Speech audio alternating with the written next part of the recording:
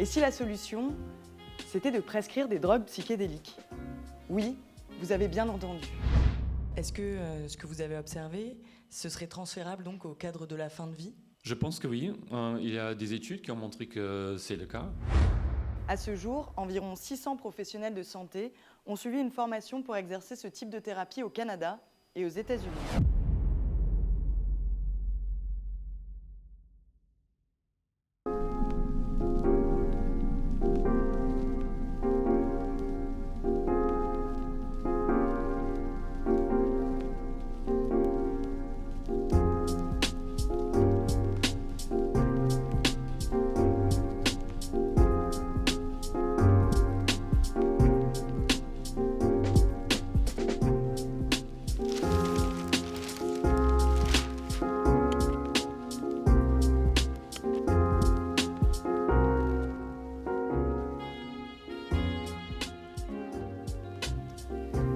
Ce soir, je vais vous parler d'un sujet très intime, la mort, ou plutôt l'idée de la mort. Lorsqu'on est diagnostiqué avec une maladie incurable, on se retrouve vite plongé dans un tourbillon d'angoisse existentielle qui peut être très difficile à gérer. Même s'il existe des approches thérapeutiques diverses et variées, il n'existe aucun traitement efficace pour soulager durablement cette souffrance bien particulière. Et si la solution, c'était de prescrire des drogues psychédéliques? Oui, vous avez bien entendu. Depuis quelques années, le monde scientifique vit une véritable renaissance psychédélique. Le LSD et la psilocybine, le composé actif des champignons hallucinogènes, auraient des propriétés thérapeutiques étonnantes. Utilisées dans des domaines comme la dépression, l'addiction ou les angoisses existentielles de fin de vie, elles pourraient faire leur grand retour dans le milieu médical si la législation le permet. Aujourd'hui encore, les psychédéliques sont classés par l'ONU comme des drogues dangereuses, présentant un fort risque pour la santé publique et sans intérêt thérapeutique. Pourtant, les sciences nous disent l'inverse.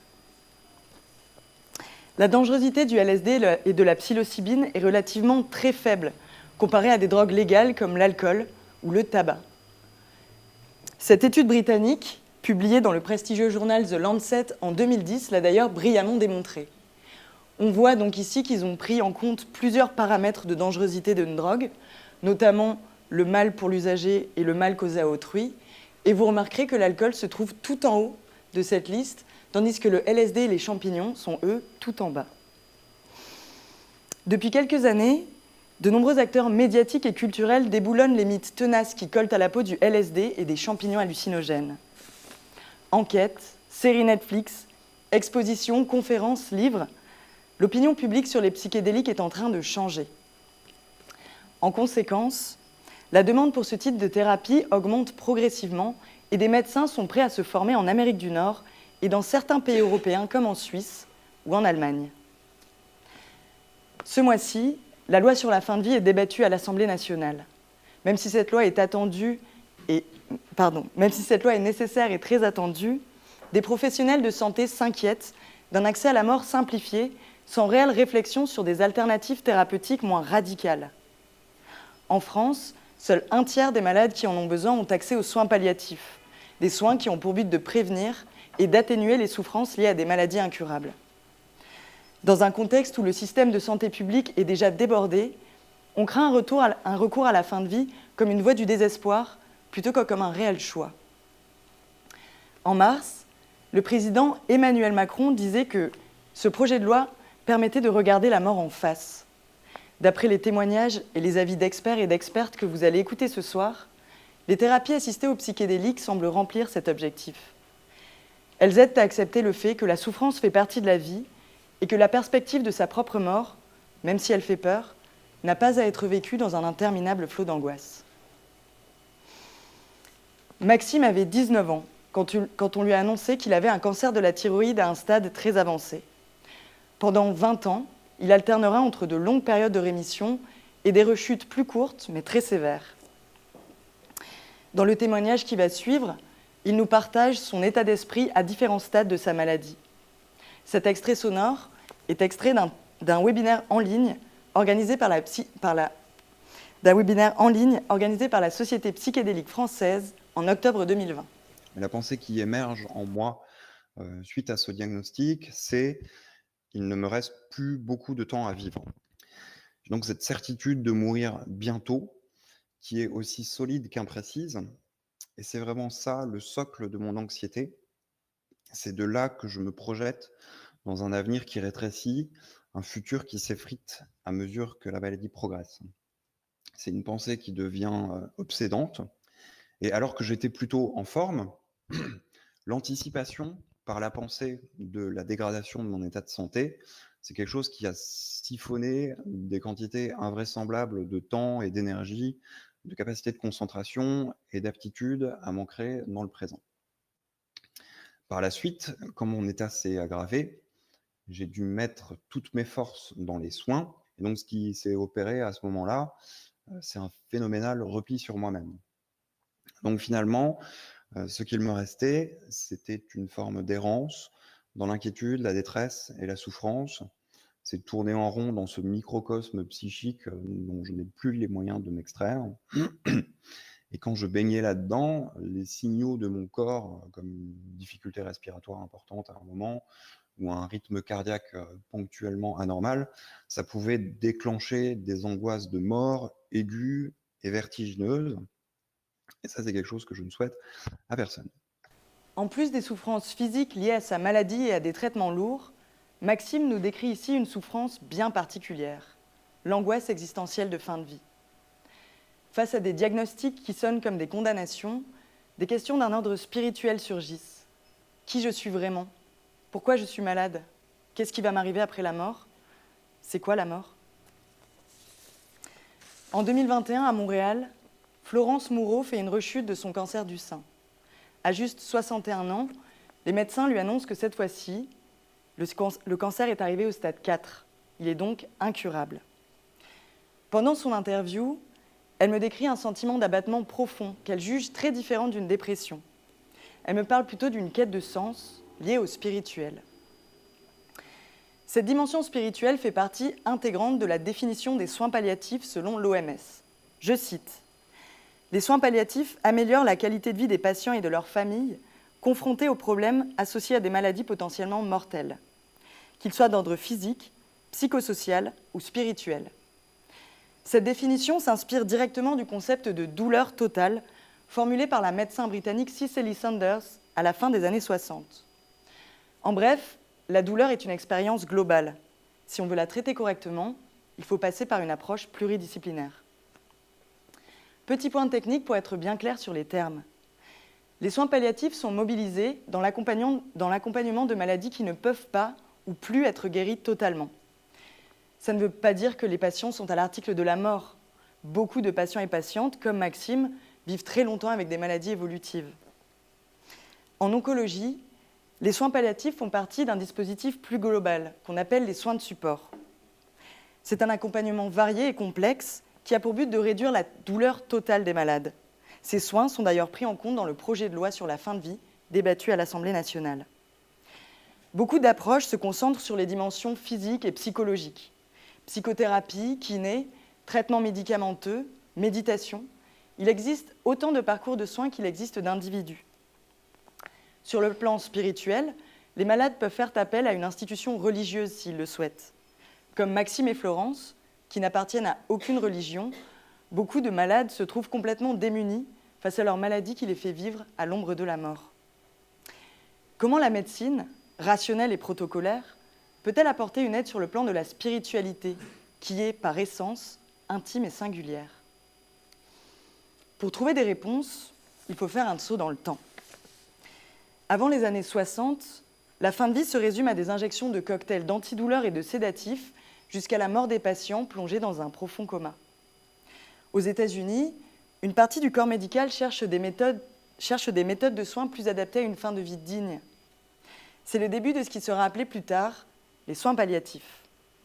À cette époque, 2 substances sont au cœur de nombreuses recherches, le LSD et la psilocybine, qui est, je vous le rappelle, le composé actif des champignons hallucinogènes. Zoé Dubus est historienne de la médecine. Elle travaille sur l'histoire des substances interdites à la consommation, mais qui présentent un intérêt thérapeutique, comme la morphine, le cannabis ou encore les psychédéliques. Donc le LSD, c'est, l'une des substances médicales les plus étudiées au monde, dans les années 50-60. Il y a des recherches qui sont faites dans toutes les indications possibles parce qu'on ne sait pas très bien ce que c'est que ces substances, qui sont les psychédéliques et qui sont à peine découvertes ou redécouvertes par, les scientifiques occidentaux. Donc on les essaye dans plein de types d'indications et notamment dans le traitement de la douleur. Donc il y a une première étude qui va être faite en 1963 et qui montre des résultats qui sont tellement positifs, tellement inattendus. On parle de 32 heures sans douleur, avec une administration, une fois de LSD. Donc c'est 10 fois plus que les substances morphiniques, qui étaient, étudiées en contrôle pour voir la différence. Et donc lui, Eric Cast, qui fait cette première étude, il utilise le LSD comme un médicament traditionnel. Or, au même moment, il y a plein de chercheurs, à travers le monde qui réfléchissent, à améliorer la prise en charge des patients sous l'influence de LSD parce que c'est des expériences qui sont d'abord très longues, qui peuvent être difficiles, dans lesquelles on va, vivre, par exemple des reviviscences de souvenirs. Donc, il peut y avoir des traumas qui reviennent à la mémoire. Donc il va se pencher sur toutes ces études qui développent les techniques de ce qu'on appelle le set and setting. Donc c'est, informer les patients sur, les effets qui sont attendus par le produit, les accompagner en permanence pendant l'expérience, faire en sorte que la pièce dans laquelle la séance va se passer soit, confortable, décorée, chaleureuse pour que les patients se sentent bien. Et une fois qu'il met ça en place, il observe, une amélioration, encore plus impressionnante des résultats, thérapeutiques, à la fois donc le soulagement de la douleur, mais il observe aussi que ces patients maintenant, ils mangent mieux, ils se nourrissent mieux, ils arrivent à mieux communiquer avec leur entourage, mais aussi avec le personnel soignant, à pouvoir dire par exemple simplement, «J'ai peur de mourir» et ça en fait c'est quelque chose qui est très difficile pour les patients parce que ça signifie que c'est réel, qu'on va vraiment mourir quand on le formule, de manière orale. Donc voilà, le le LSD, une seule séance en fait, au LSD permet, une meilleure fin de vie ensuite pour les patients. Dans cet extrait, Zoé Dubus nous parle de deux choses essentielles, le set et le setting. Le set, c'est l'état d'esprit, les attentes, les antécédents psychologiques et le bagage génétique du patient. Le setting, c'est l'environnement, le contexte, les personnes avec qui la substance est consommée. La préparation de la prise des psychédéliques et son accompagnement sont donc aussi importants que l'expérience elle-même. C'est un changement de paradigme total pour l'époque. Un tout autre rapport aux soins. Cette attention accordée au set and setting était très diffusée aux États-Unis, mais n'était pas du tout répandue en France. Ici, le LSD était utilisé dans ce qui s'appelait des thérapies de choc, sans aucune préparation ni suivi. Cette méthodologie des médecins français pouvait parfois mener à des expériences très difficiles, voire traumatisantes. Les résultats étaient donc peu probants, les études vite abandonnées dans l'Hexagone.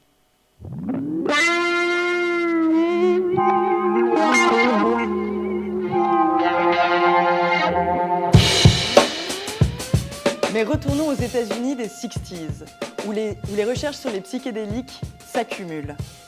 En parallèle, le mouvement de contre-culture hippie s'empare de ces substances qui ouvrent l'esprit.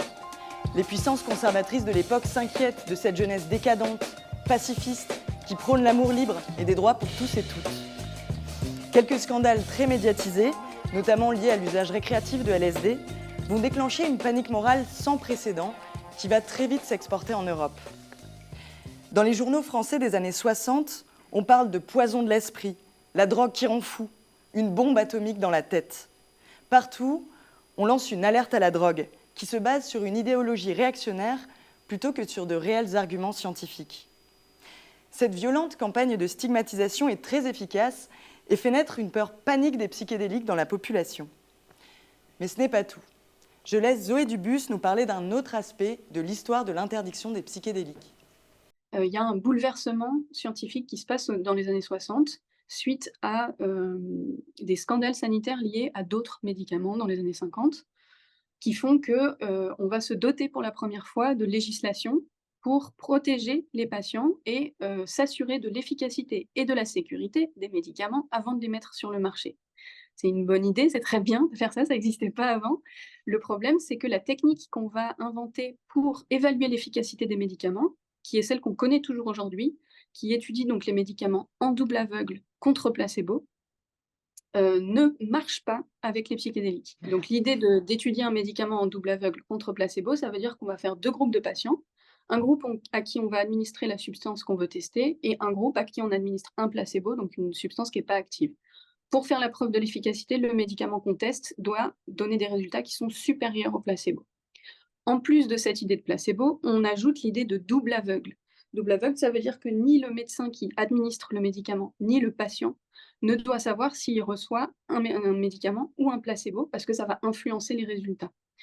Donc ça marche très bien pour tous les médicaments, mais ça ne marche pas du tout pour les psychédéliques, parce qu'au bout d'une demi-heure, le patient, comme le médecin, va très bien se rendre compte de si c'est du LSD ou si c'est du sucre. Donc, dans les années 60, le LSD ne peut plus faire la preuve de son efficacité thérapeutique selon ces nouvelles normes qui sont en train de se mettre en place. S'il n'y avait que ce contexte-là, il aurait été très vite dépassé après quelques années. On aurait trouvé d'autres manières d'évaluer le LSD en comparant de faibles doses à de fortes doses, par exemple, ou alors à des substances équivalentes. C'est d'ailleurs aujourd'hui ce qu'on fait dans les études sur les antidépresseurs. Mais ce contexte scientifique arrive en même temps qu'un contexte social et culturel très défavorable aux psychédéliques. En conséquence, en 1971, l'ONU classe les psychédéliques sur la liste des stupéfiants. En conséquence, la recherche sur ces substances s'arrête presque totalement pendant près de 40 ans. Mais d'irréductibles chercheurs et chercheuses continuent à travailler dans l'ombre jusqu'à la sortie d'un article étonnant dans la revue Psychopharmacology en juillet 2006. C'est cet article-là, avec un titre un peu bizarre. Je traduis. La psilocybine peut provoquer des expériences de type mystique ayant une signification personnelle et spirituelle substantielle et soutenue. Le mot mystique, dans un article scientifique, c'est surprenant. Mais ce n'est que le début pour Roland Griffiths, un prestigieux neuroscientifique de l'université de Johns Hopkins à Baltimore. 10 ans plus tard, son équipe publie un autre papier directement en lien avec les angoisses existentielles de fin de vie. Il a un nom très long, alors accrochez-vous.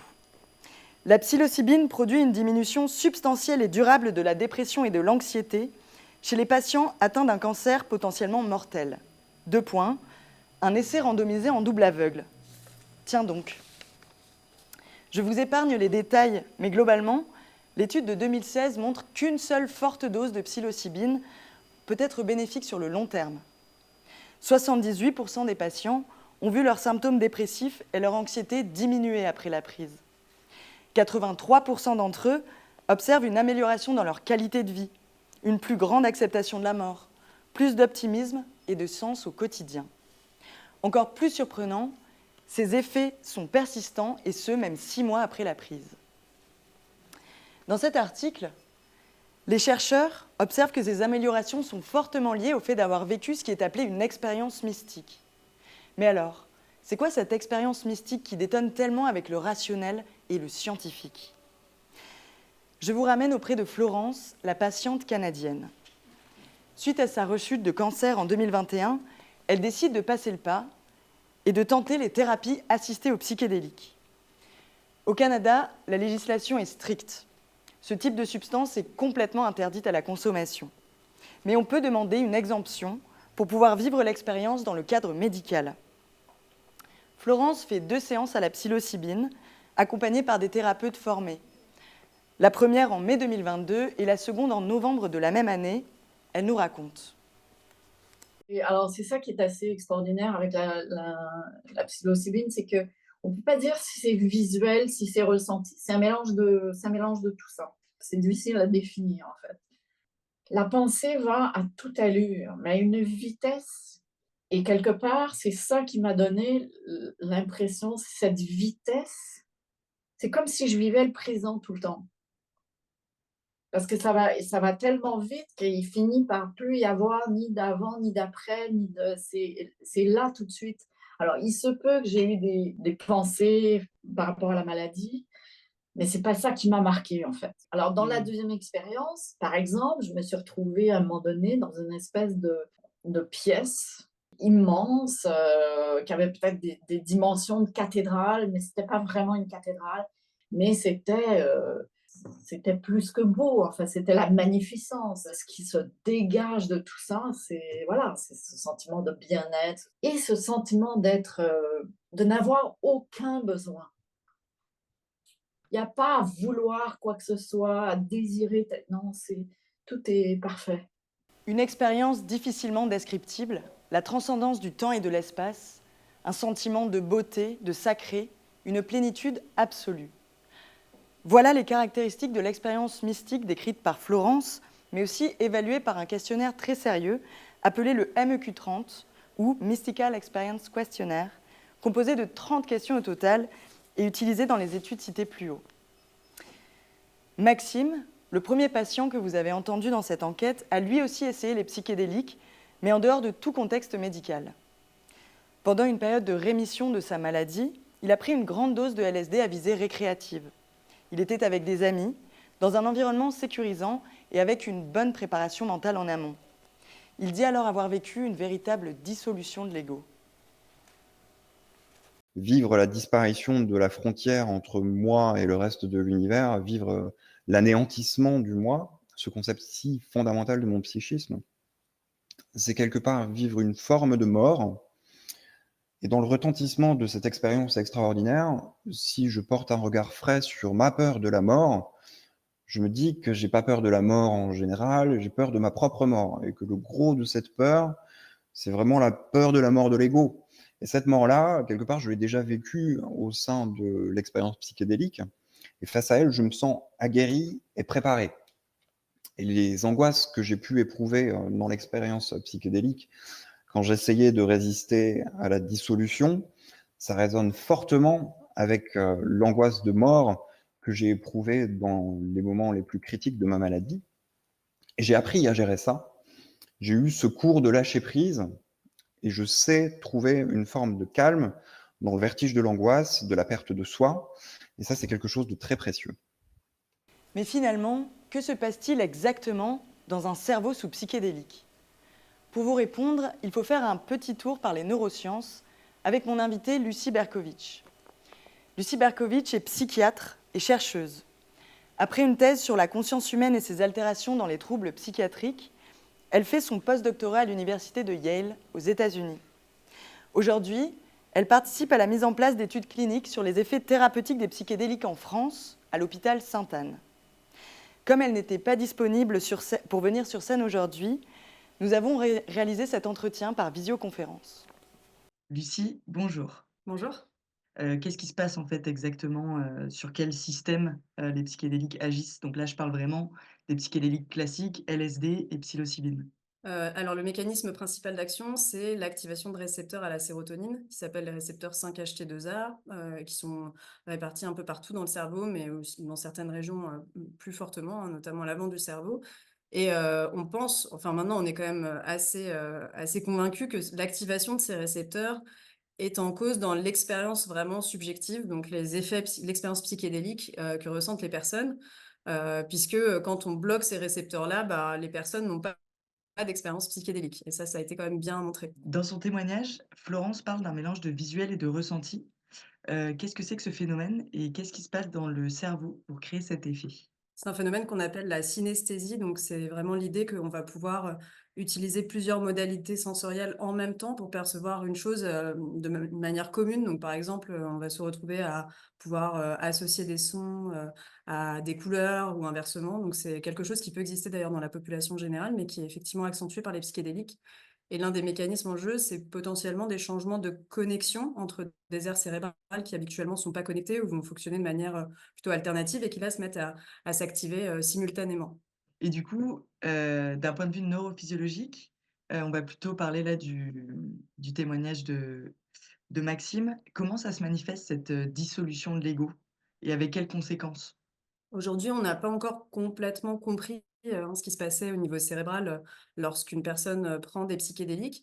Mais ce qu'on sait, c'est qu'il y a donc des changements d'équilibre, des changements d'activité, dans différentes régions cérébrales et en particulier dans des régions qui, sont supposées, être en jeu dans la perception de soi, la perception de son corps, et dans le rapport à soi.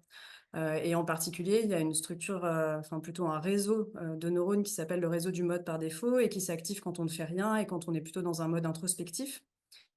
Et on sait que ce réseau, il a tendance à être, moins activé, désactivé par la prise de psychédéliques, comme si on allait être moins focalisé sur soi, mais davantage focalisé sur le monde extérieur. Donc on pense que c'est l'un des mécanismes en jeu.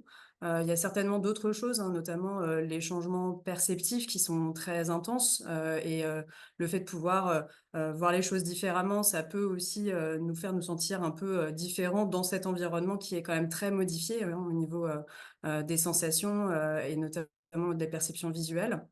Mais c'est vrai que le principal mécanisme, c'est cette désactivation, ce changement d'activation et de connexion d'ailleurs avec d'autres aires cérébrales de ce réseau du mode par défaut.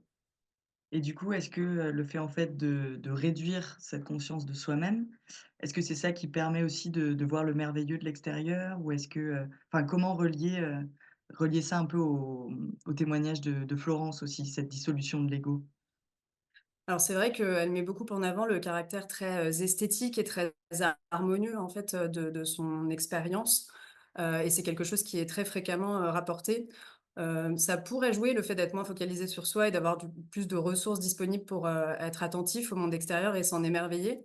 Mais on pense aussi qu'il y a d'autres enjeux et notamment, un premier effet qui est vraiment purement sensoriel, donc l'amplification des perceptions avec vraiment des aires visuelles, qui vont être plus activées que d'habitude.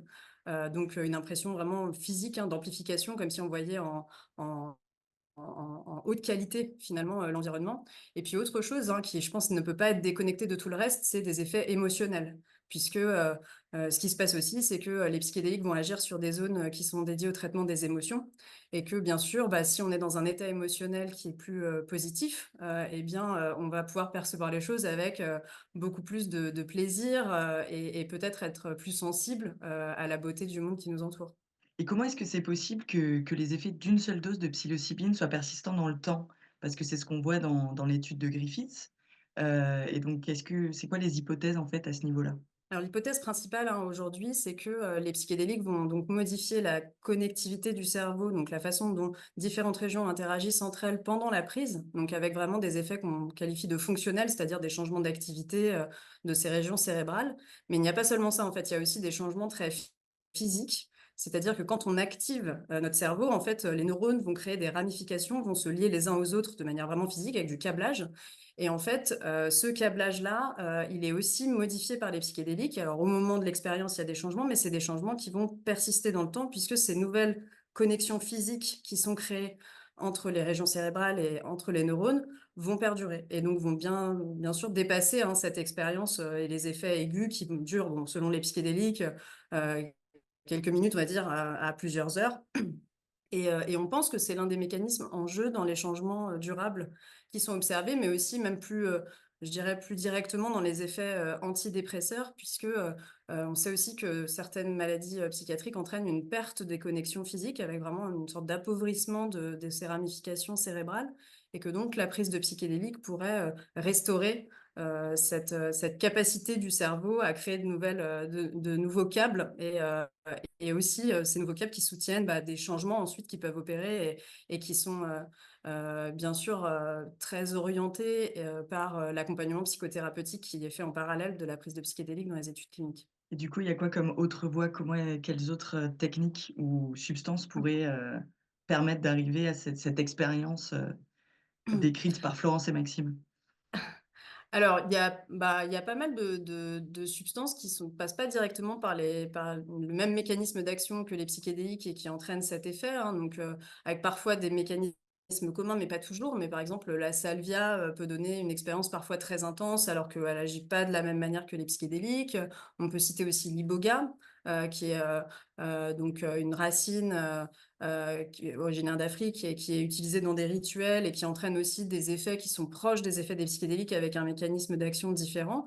Et c'est par exemple, ces 2 substances-là dont je viens de parler sont pour l'instant pas du tout, évaluées. Alors en tout cas, la salvia n'est pas du tout évaluée dans le cadre thérapeutique, l'iboga pas beaucoup parce que, elle peut entraîner des problématiques cardiaques et donc, elle est quand même moins explorée, même si ça commence un tout petit peu dans le champ de l'addictologie. Mais donc, il pourrait y avoir d'autres mécanismes d'action. qui entraînent des expériences un peu similaires. D'ailleurs, la kétamine, hein, chez certaines personnes, entraîne une expérience qui est très proche de l'expérience psychédélique, sans, pareil, passer par les mêmes mécanismes. Alors la kétamine a, elle aussi, des effets antidépresseurs qui, pour le coup, ont été validés et qui elle fait l'objet d'une commercialisation dans ce cadre-là. Donc c'est encore différent. Mais voilà, je pense que les expériences sont aussi très variables d'une personne à l'autre, et on a vraiment plein de façons certainement, plein d'actions cérébrales différentes qui peuvent donner lieu à la même expérience. Et d'ailleurs, c'est assez intéressant puisque vous citiez les travaux de Roland Griffith. Il a aussi travaillé sur l'expérience mystique sans substance, et il montre que s'il y a plein de gens en fait qui peuvent avoir des révélations mystiques alors qu'ils n'ont pas pris de produit, et avec des similarités dans la phénoménologie de ces expériences-là, alors même que ça peut pas être le même mécanisme initial, puisque il n'y a pas de prise d'un produit qui va venir perturber le fonctionnement cérébral. La phénoménologie, c'est l'expérience subjective d'un événement. Ce que je vis à l'intérieur de moi, ce que je ressens, ce que je perçois. Lucie Berkovitch met en avant un point essentiel. Ce ne sont pas tant les mécanismes cérébraux derrière l'expérience psychologique qui sont importants. Différentes techniques ou substances peuvent mener une expérience similaire, avec des risques plus ou moins élevés, comme la kétamine, ou avec un entraînement plus ou moins long, comme la méditation par exemple. Dans toutes ces altérations de la conscience, ce qui compte avant tout, c'est l'intégration de l'expérience, le sens qu'on lui donne. Comme vous l'avez compris, les études sur les psychédéliques mettent le doigt sur certaines limites des sciences modernes. À la jonction entre neurosciences, pharmacologie, culture et spiritualité, une approche multidisciplinaire s'impose. On se dote d'outils, on essaye de comprendre, de rationaliser, mais la conscience humaine et son altération restent malgré tout un grand mystère. Je ne vous ai pas tout dit sur l'expérience à la psilocybine de Florence. Même si elle a vécu des moments très agréables, tout n'était pas un long fleuve tranquille. Pendant cette première expérience désagréable, pendant laquelle j'ai ressenti cette anxiété, etc., j'avais l'impression que c'était parce que mon mental fonctionnait trop. Et donc, sur ce dessin, j'avais l'impression d'être prisonnière de ma tête. Et que quand j'avais accès à quelque chose de plus doux, de plus beau, etc., j'avais l'impression que ça partait du cœur. Et c'est un peu ce que j'ai représenté sur ce dessin.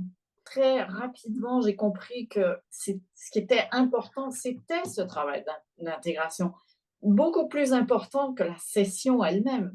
La session, en fait, bon, maintenant, après coup, je peux le dire, je pense que la session donne accès à du matériel inconscient, mais après, si on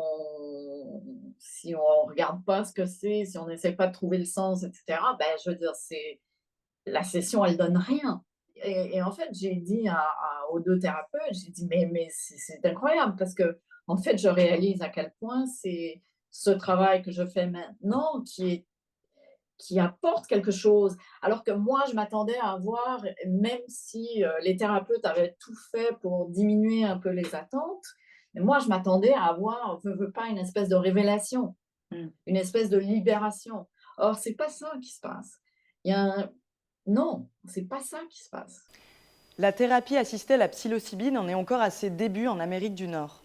Entre 2019 et 2022, 55 patients et patientes, dont Florence, ont bénéficié d'une exemption de Santé Canada pour pouvoir avoir accès à la psilocybine dans le cadre médical.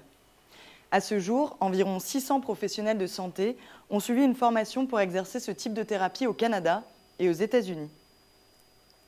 En France, les recherches sur les psychédéliques et la fin de vie en sont encore à leur balbutiement. Ici, il n'existe aucun dispositif comparable à celui dont a pu bénéficier Florence. Pour Maxime, bien que certain de l'effet bénéfique qu'a eu son trip sous LSD, il regrette de ne pas avoir pu bénéficier d'une aide de la part de thérapeutes formés. Dans l'extrait qui suit, il revient sur une période douloureuse de sa maladie. Quand je me suis senti très proche de la mort, j'aurais aimé pouvoir au moins m'adresser à un médecin qui connaît les psychédéliques et demander si ces molécules, dans mon état, présentaient un risque. Et si j'ai pas consommé dans cette période de LSD, c'est parce que j'avais pas le bon cadre, j'avais pas d'accompagnement et j'avais aucune idée des potentielles interactions médicamenteuses, etc. Mais je pense que ça aurait pu m'apporter beaucoup à ce moment-là. Et finalement, je suis pas guéri aujourd'hui. Donc ma maladie, elle peut évoluer à nouveau et me remettre rapidement dans un état de souffrance et de danger qui est comparable à ce que j'ai déjà vécu. Et je ne sais pas dans combien de temps ça se produira, si ça se produit, mais j'espère que d'ici là, on aura des essais cliniques sur les psychédéliques qui seront lancés en France et que plus de médecins seront à la page sur ces questions qui sont importantes pour moi. Depuis quelques années, l'intérêt grandit doucement au sein de la communauté scientifique française. En 2020, lors de son congrès annuel à Strasbourg, la Société française d'accompagnement et de soins palliatifs, la SFAP, invite l'historienne Zoé Dubus et d'autres spécialistes à présenter un panel sur les psychédéliques.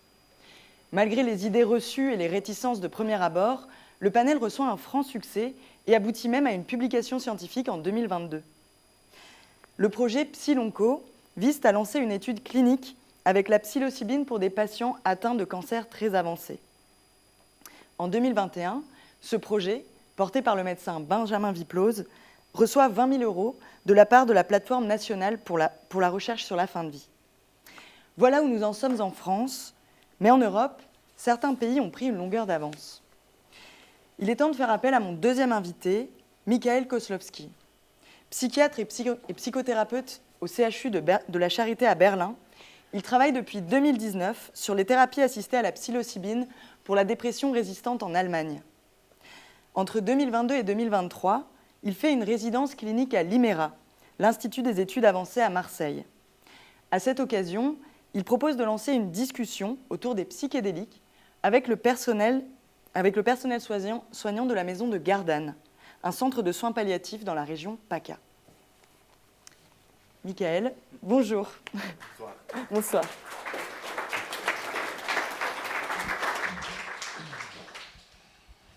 Merci Bonsoir. pour l'invitation. Merci d'avoir accepté l'invitation.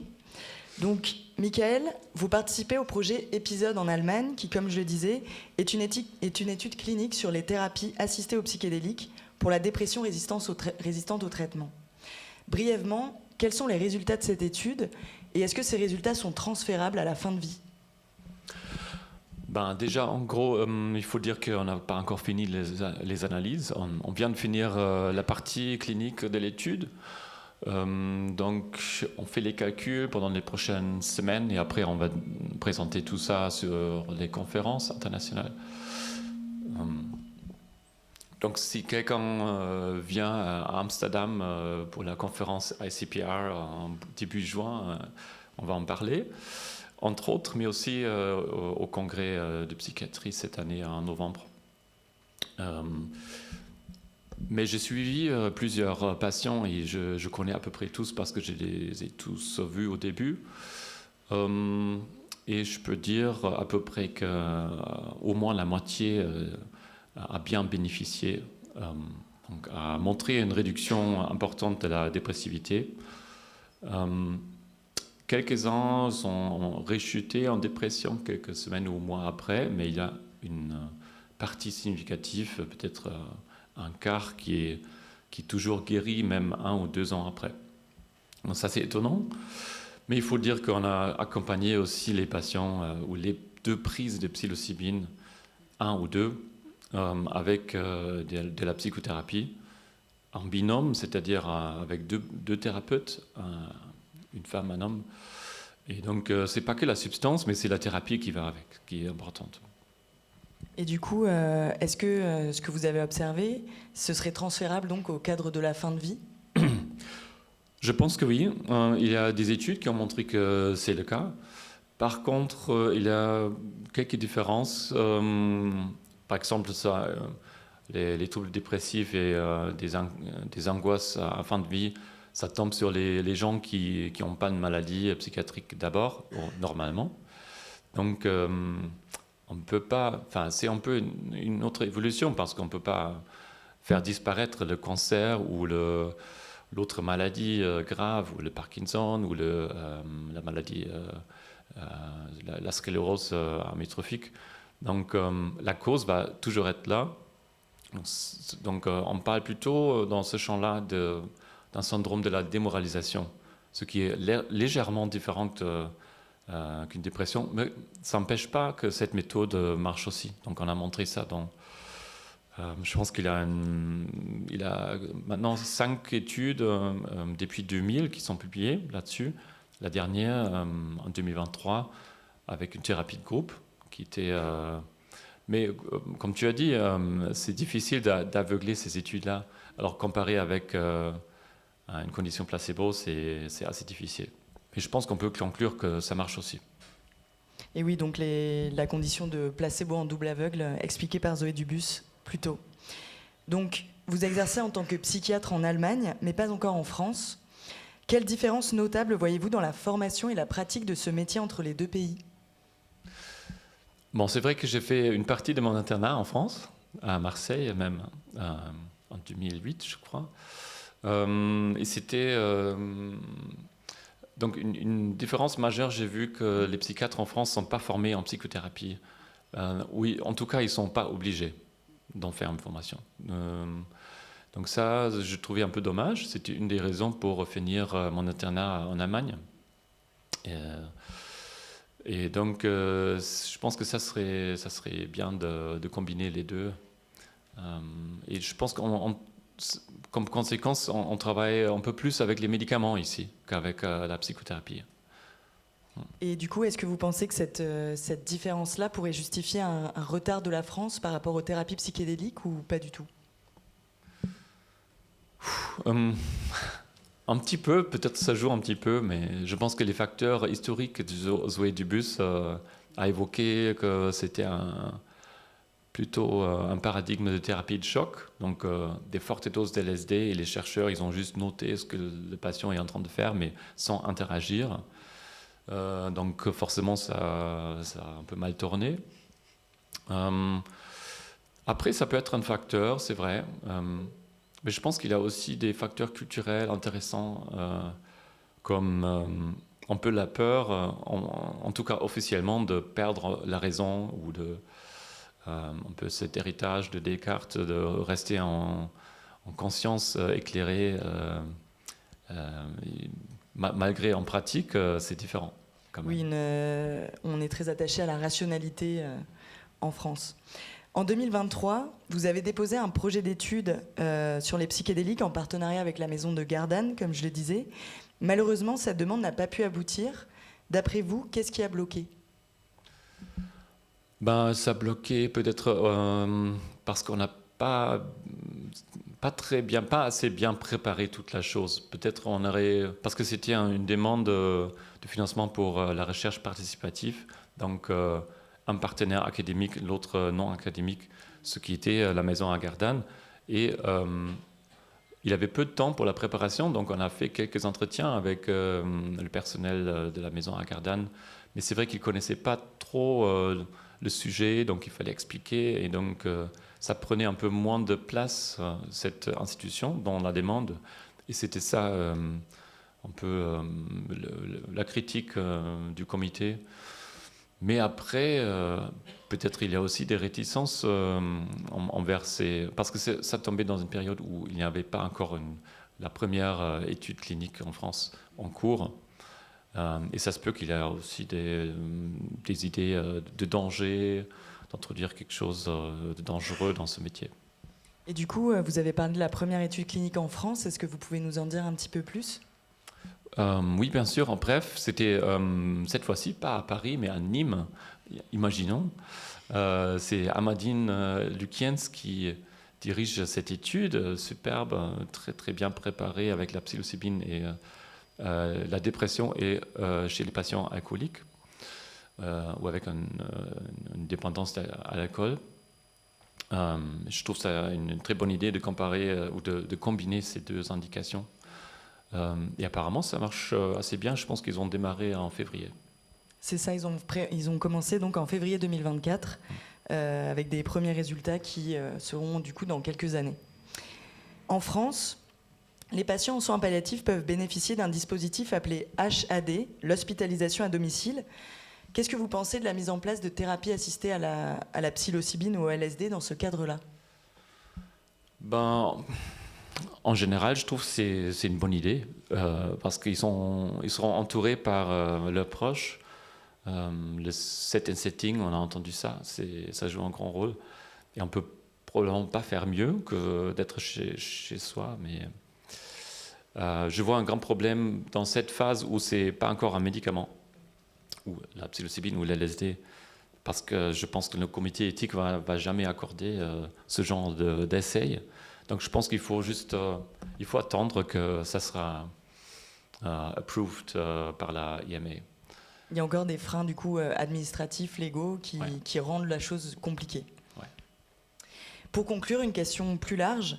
En avril 2024, le Parlement européen a alloué 6,5 millions d'euros au projet PsyPal, une large étude clinique sur la psilocybine et la fin de vie, portée par les Pays-Bas. L'Europe se prépare-t-elle à une renaissance des thérapies psychédéliques ? C'est possible, en tout cas, il y a un bon travail de lobbyisme par quelques organismes, quelques organisations qui sont déjà en bonne discussion avec les stakeholders européens dans la santé publique voilà, qui sont responsables de gérer la sécurité des médicaments au niveau européen. C'est une très très bonne nouvelle. Je pense qu'ils sont bien faits aussi de rassembler plusieurs maladies. C'est pas que les cancers, mais c'est aussi des maladies chroniques, graves, neurologiques, respiratoires. C'est même les cancers sont exclus, mais c'est ça. ces 4 maladies que vous avez décrites. Ouais. Donc voilà, ce sont des experts de tous ces pays. C'est très très bien préparé. Donc je pense qu'ils ont touché un grant de Horizon EU. Et c'est assez étonnant que ça se fait comme ça. Oui, c'est un aval du coup du Parlement européen qui envoie quand même un grand message. Et est-ce que la France serait en passe de suivre cette direction que prend l'Europe ou pas trop ? La France est une partie très importante de l'Europe, alors je ne vois pas une raison pourquoi pas suivre. Et c'est vrai qu'il y a beaucoup d'études avec les psychédéliques qui sont préparées, en préparation, qui sont en négociation avec les institutions, mais de différents labos. Moi, j'essaie en ce moment de faire venir une étude d'un labo de Canada à Marseille pour les troubles d'angoisse généralisée. Et ça semble de marcher assez bien. Il y a d'autres centres à Paris qui sont impliqués. Et voilà, croisons les doigts. Parfait. Merci beaucoup, Michael. Et du coup, d'avoir pris la parole ce soir. Merci beaucoup.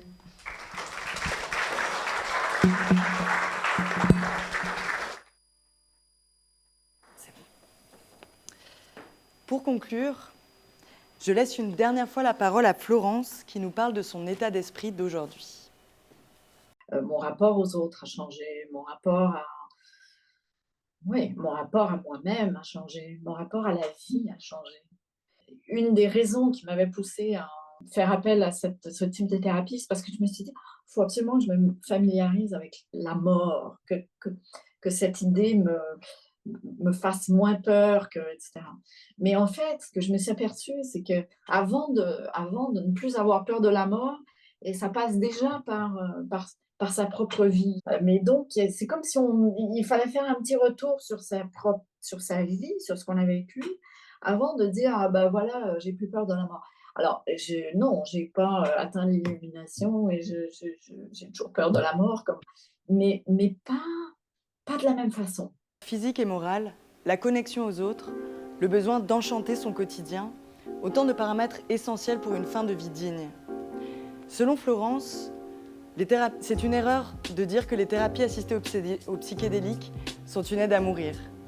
Au contraire, ce sont une aide à vivre le temps qu'il reste.